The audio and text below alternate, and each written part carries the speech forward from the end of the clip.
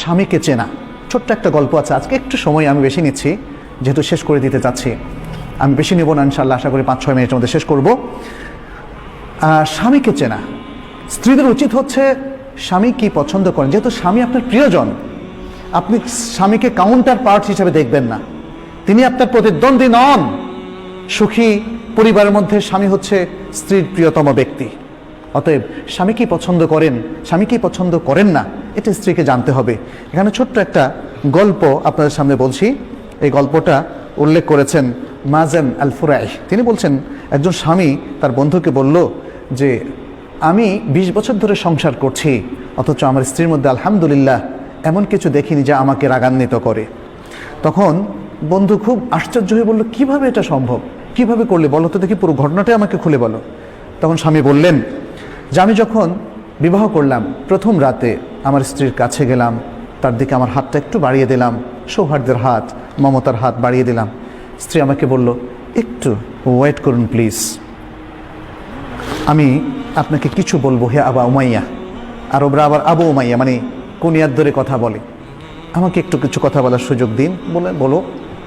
তখন স্ত্রী শুরু করলো যেভাবে, যেমন বলল আলহামদুলিল্লাহ ওয়াসসালাতু ওয়াসসালামু আলা রাসূলিল্লাহ, ছোট্ট খুতবা দিয়ে শুরু করলো।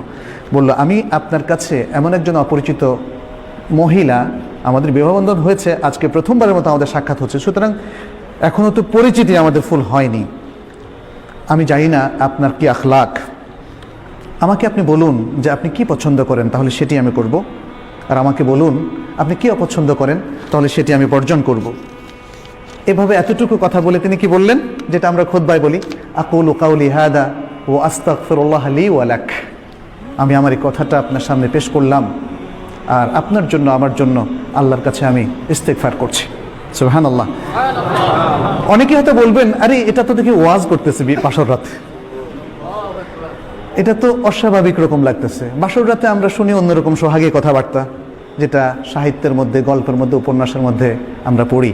আমি এখানে আমার থেকে অ্যাড করছি। সেটা হলো, দেখেন, গল্প উপন্যাস আমাদের চিন্তা চেতনা কালচার পাল্টে দিয়েছে।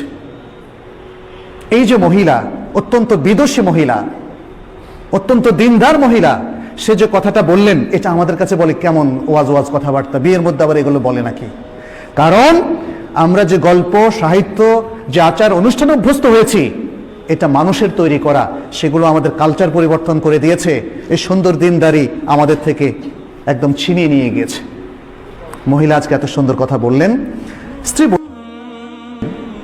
ওই বন্ধুকে বলছে, আমার স্বামী বললেন, আমার স্ত্রীর কাছে যখন আমি এই কথাটা শুনলাম,